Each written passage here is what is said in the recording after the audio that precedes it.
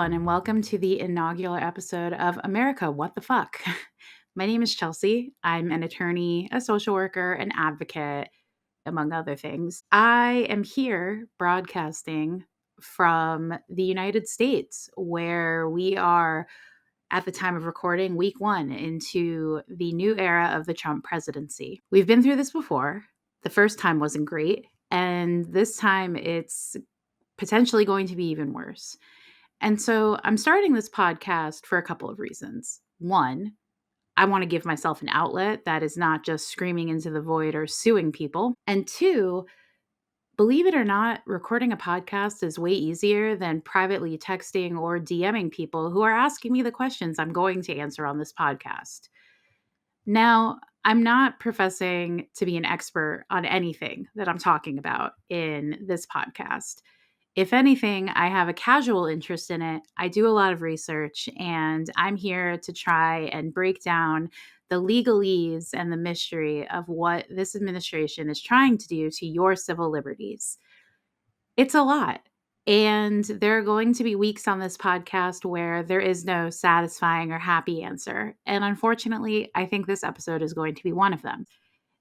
Lately, the United States relationship with immigration has been kind of sketchy. And Donald Trump is not the first president to say, fuck immigrants. The Democratic Party has been kind of dog shit at this too. And by kind of dog shit, I mean they've pretty much just laid down and rolled over instead of actually taking a stand against pretty much anything to protect the immigrant population of this country. But my own ennui about the dying left in this country aside, Donald Trump is president. There's nothing that we can do about that. So just buckle in for the ride because we have over 1,400 days left of this shit show.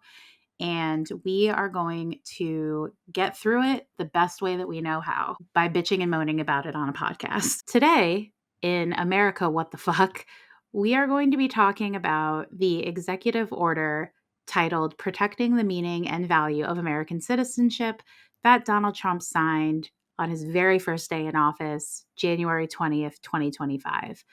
And this executive order is meant to go toe-to-toe with the 14th Amendment of the United States Constitution. Now, I went to law school. I've written extensively on the 14th Amendment. I practice law every day. I'm in federal court. Reading all of this stuff is like second nature to me.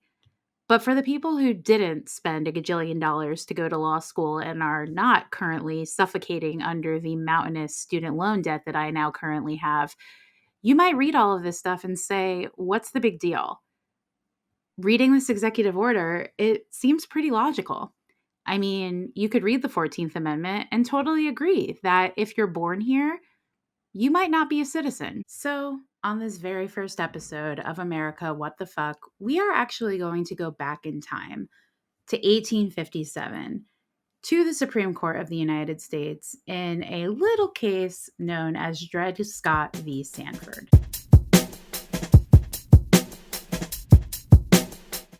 So you might be wondering why we are talking about a Supreme Court case from way back in 1857 when Donald Trump signed the executive order literally a week ago. And here's why. We in the United States have what's called a common law legal system. And that means that our law is comprised of a bunch of different things. It's not as easy in the United States to say, well, Congress passed a law, therefore that's the law. We have, or we used to have, checks and balances in this country, and one of the biggest checks is the United States Supreme Court. And the United States Supreme Court's duty in the United States is to determine whether laws are constitutional or not. And if a law is deemed unconstitutional, it can't be the law anymore. And most of the time, this kind of works. It's kind of a shitty system, if we're being clear. But there is an infamous case in United States jurisprudence called Dred Scott v. Sanford that drives at the heart of the executive order that Donald Trump issued on January 20th, 2025. So Let's talk a little bit about Mr. Scott. Here's the basic rundown of the case. Dred Scott was an enslaved Black man whose owners, I fucking hate even using that word, had taken him from Missouri, which was a slave holding state, to Illinois and what was then called the Wisconsin Territory, where slavery was illegal. And when the slave owners later brought him back to Missouri, Dred Scott sued for his freedom. And the basis of his argument was that because these owners had brought him to territory that was free, he had automatically been freed and was legally no longer a slave. Now, Scott initially started his lawsuit first in Missouri State Court, and Missouri, predictably, said that he was still a slave underneath Missouri law. Then he sued in United States federal court, which ruled against him again, saying that they had to apply Missouri law to his case. Having no other option, Mr. Scott then decided to sue for his freedom in the United States Supreme Court. And in March of 1857, the Supreme Court issued a 7-2 decision against Mr. Scott. This opinion was written by then Chief Justice Roger Taney, and the court ruled that people of African descent, and I'm quoting here, quote, are not included and were not intended to be included under the word citizens in the Constitution and can therefore claim none of the rights and privileges which that instrument provides for and secures to citizens of the United States, end quote. But that wasn't enough. Chief Justice Taney then continued to say that Black people in the United States were not entitled to, quote, full liberty of speech, to hold public meetings, and to keep and carry arms, end quote, along with other constitutionally protected privileges. Chief Justice Taney supported his ruling with a lot of bullshit. It's white supremacy and racism, but he ultimately pointed to the core document that upholds and governs the law of the United States, which is the United States Constitution. And at the time of the Constitution's drafting in 1787, Taney wrote, quote, that a perpetual and impassable barrier was intended to be erected between the white race and the one which they had reduced to slavery, end quote. So the Supreme Court essentially said, fuck you, to Dred Scott. And because Mr. Scott was not an American citizen, he was also not a citizen of any state. And accordingly, Mr. Scott could never establish the diversity of citizenship that Article 3 of the U.S. Constitution requires for a U.S. federal court to exercise jurisdiction over a case. In non-legalese, because Mr. Scott was not a citizen, he did not have the ability to take full availment of the federal judiciary, and therefore no court could grant him his freedom because he was not considered anything more than property. The Dred Scott decision did three things. One, the court held that persons of African descent, aka slaves, could not and were never intended to be citizens underneath the United States Constitution, and therefore Mr. Scott didn't even have standing to file a suit in the first place. Two, that the property clause is applicable only to lands possessed at the time of the Constitution's ratification, which was in 1787. As such, Congress can't ban slavery. And three, that the Due Process Clause of the Fifth Amendment prohibits the federal government from freeing slaves brought into federal territories. This is one of the most disgusting decisions the Supreme Court has issued, and they have issued a lot. But the reason why this case is so important is because the entire reason why the 14th Amendment of the United States exists is because of Dred Scott. When we talk about the 14th Amendment and citizenship in this country, you have to tackle its ugly origins. And the fact of the matter is The 14th Amendment would not be here if it were not for slavery.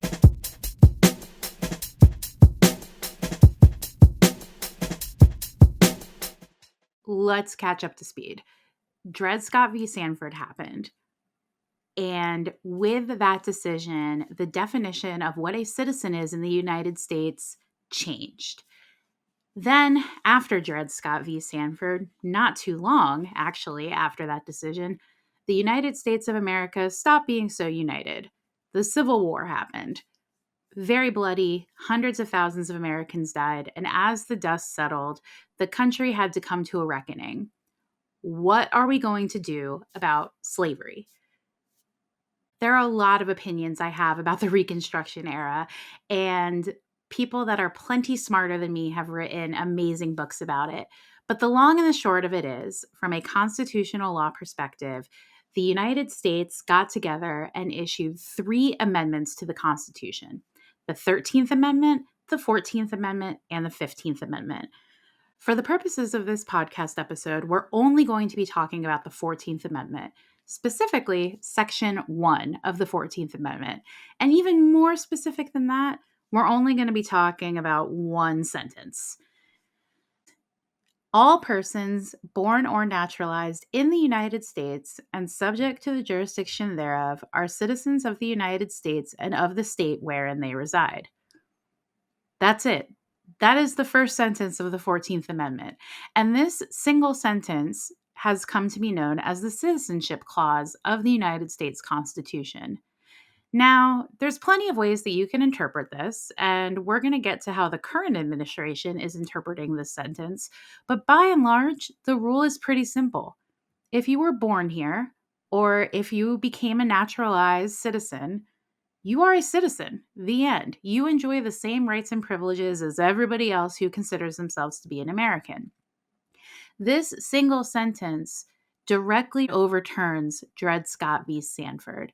The purpose of this sentence, contextually within the time, is to grant automatic American citizenship to the tens of thousands of Black Americans who are now freed. Of course, like with all things in history, it quickly becomes complicated. While the Citizenship Clause of the 14th Amendment of the Constitution of the United States has been widely understood to simply mean if you were born here, you are a citizen, it coined a different phrase in certain circles: birthright citizenship. Now, there are quite a lot of opinions that are being tossed around about birthright citizenship nowadays, but the idea pushing back against birthright citizenship is not a new one. Plenty of far-right extremists have weaponized this concept of birthright citizenship, both for and against their favor. The most famous example of the 20th century would be the Nazi Party in Germany. They passed a pairing of laws that came to be known as the Nuremberg Laws. And a key component of the Nuremberg Laws was stripping German citizenship to anybody that is not of German blood or descent. With that act, all of the Jewish people that lived in Germany lost citizenship, and they didn't really have anywhere else to go. The Nuremberg Laws were considered the first step in Germany's rise to Nazi fascism. The Nazi Party quickly began to expand its power after that, and we all know what happened. They shifted to conquer the lands around them. They executed millions and millions of minorities. And for what? Here's the thing about fascists: they're cowardly little shits. The fascists' ultimate goal is to create a world that looks exactly like them, ruling with an ironclad fist and outlawing any dissent or difference within their homogeneous nation. It didn't work, obviously, for the Nazi Party in Germany. They lost the war. They were ostracized. You can't even mention the word Nazi in Germany currently today without being severely punished for it. And the course correction to prevent it from happening again has worked, kind of. There's some scary shit happening in Europe right now when it comes to fascism, which we'll talk about another time. But the rise of fascism in the Nazi Party, the rise of fascism in Europe today, and the rise of fascism in the United States It's kind of like the Spider-Man meme where they're all pointing at each other and they're like, "Wait, you? Yeah, me too. Really?"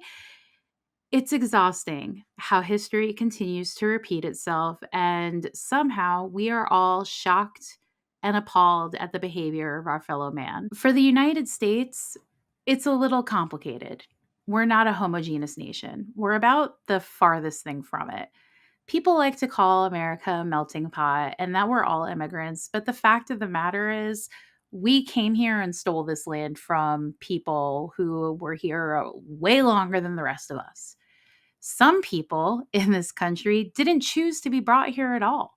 Descendants of African slaves are here quite literally against their own will. But all the same, because they were brought here and because their ancestors had children and they had children and they had children, they enjoy the same rights and liberties of American citizens, just like anybody else who is supposedly more American than they are. It is a core component of us, of who the United States of America purports itself to be.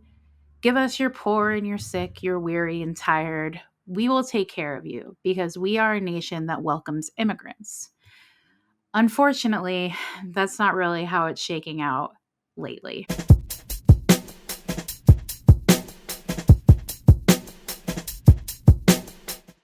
Donald Trump signed an executive order on January 20th, 2025, called Protecting the Meaning and Value of American Citizenship. This executive order is a bit long, but the core aspect of it is Donald Trump is positing his own interpretation of the Citizenship Clause of the 14th Amendment. The executive order begins, like most executive orders do, by the authority vested in me as president by the Constitution and the laws of the United States of America, gag barf. It is hereby ordered. The executive order then goes in different sections. We're going to focus only on a couple paragraphs of this order because it's long. Donald Trump did not take Legal Writing 101 if he even wrote this to begin with. So we're going to take it step by step. In Section 1 of the executive order, Donald Trump lays out his purpose for the executive order. And he says, quote, "The privilege of United States citizenship is a priceless and profound gift.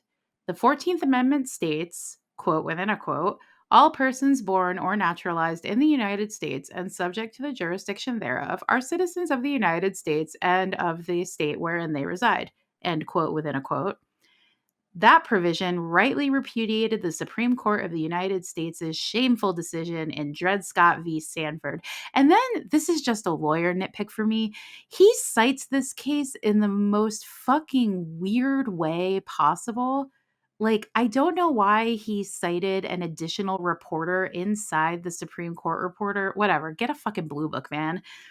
Anyway, back to the quote, which misinterpreted the Constitution as permanently excluding people of African descent from eligibility for United States citizenship solely based on their race. End quote for real. Now, so far, this paragraph seems good. Like, yep, citizenship is cool. We do love citizens. I like being a citizen. It's neat. And then he correctly quotes the 14th Amendment's citizenship clause. And then he kind of gives a overly broad, kind of vague sentence on why Dred Scott v. Sanford sucks, which saying it misinterpreted the Constitution as permanently excluding people of African descent from citizenship is a really milquetoast way of saying that Chief Justice Taney was a racist, disgusting white supremacist, and this country fucking sucks. But anyway, let's keep going. In the second paragraph of Trump's executive order, he continues by saying, quote, "But the 14th Amendment has never been interpreted to extend citizenship universally to everyone born within the United States. The 14th Amendment has always excluded from birthright citizenship persons who were born in the United States but not subject to the jurisdiction thereof. Consistent with this understanding, the Congress has further specified through legislation that a person born in the United States and subject to the jurisdiction thereof is a national and citizen of the United States at birth, 8 USC 1401, generally mirroring the 14th Amendment's text. God almighty. This is the thing about executive orders. The President of the United States, because Congress has essentially abdicated its responsibility to legislate literally anything. Presidents do a lot of stuff via executive order. The problem with executive orders is they can be revoked by the next president. But more importantly than that, can somebody hire somebody to write these things in plain fucking English?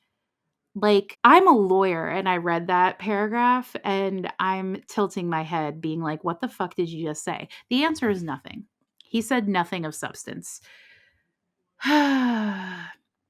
But he then goes on to say, and this is the money shot, continuing the quote, among the categories of individuals born in the United States and not subject to this jurisdiction thereof, the privilege of United States citizenship does not automatically extend to persons born in the United States. 1.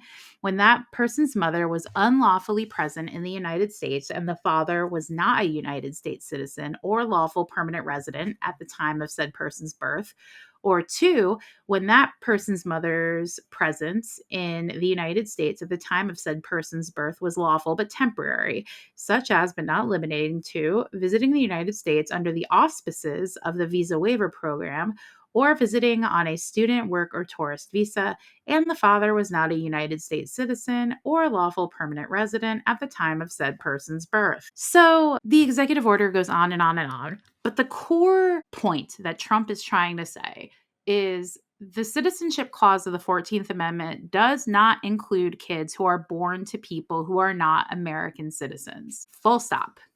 And on the surface, you might think to yourself, gee, that makes some amount of sense. You know, Donald Trump likes to go on his proverbial soapbox and say other countries don't have this. Here's the problem. We have millions of undocumented people in this country. There's a legitimate debate to be had about the immigration process in the United States, how people could come here legally and they choose not to. But here's what I know. I know that you do not pick up your life from your home country and leave your culture, your heritage, your home, and flee it to come to an unknown land for no reason. I also know that it can take upwards of 10 plus years to go through the legal immigration process in this country.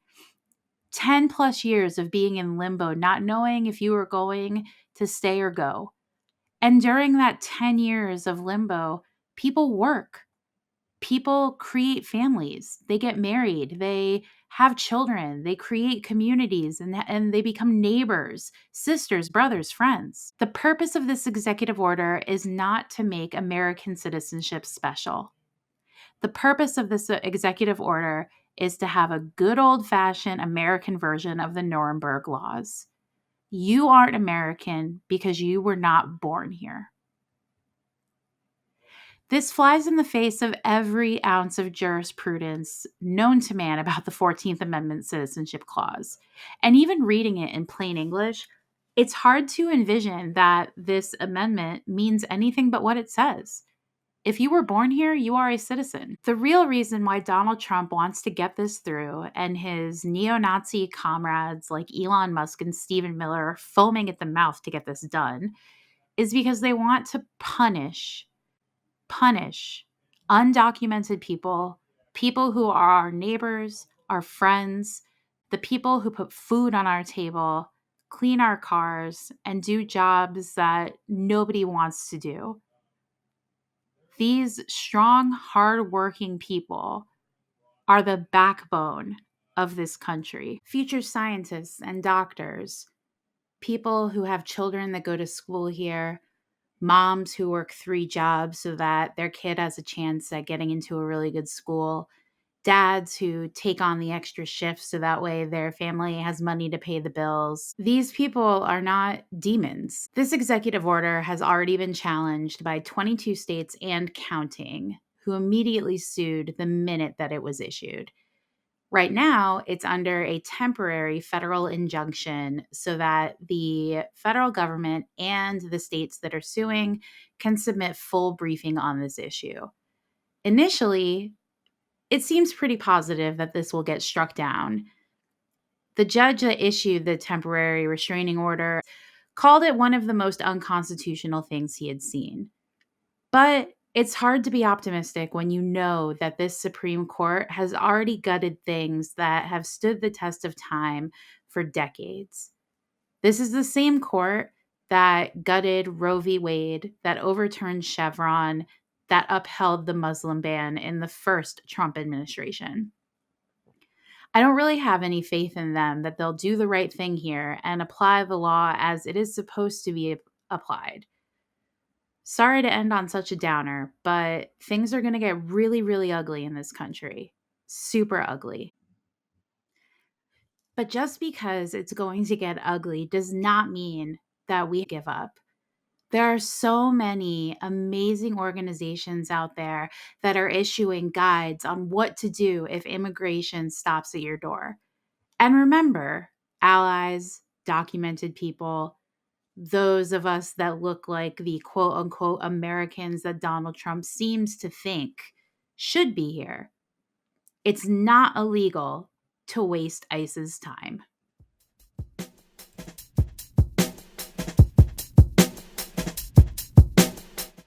The plaque inside the Statue of Liberty contains a sonnet written by Emma Lazarus. The sonnet reads, "Not like the brazen giant of Greek fame, with conquering limbs astride from land to land. Here at our sea-washed sunset gates shall stand a mighty woman with a torch whose flame is the imprisoned lightning, and her name, Mother of Exiles. From her beacon hand glows worldwide welcome, her mild eyes command the air-bridged harbor that twin cities frame. Keep, ancient lands, your storied pomp," cries she, with silent lips. "Give me your tired, your poor, your huddled masses yearning to breathe free, the wretched refuse of your teeming shore. Send these, the homeless, tempest-tossed to me. I lift my lamp beside the golden door." That sounds more like America, don't you think?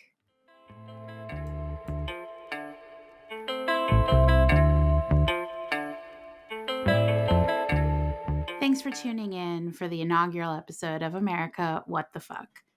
Before I go, though, I just have one thing to say. My friend Rowan recently passed away, and when she did so, she left a letter. And in that letter, she talked a lot about how the world is a horrible place.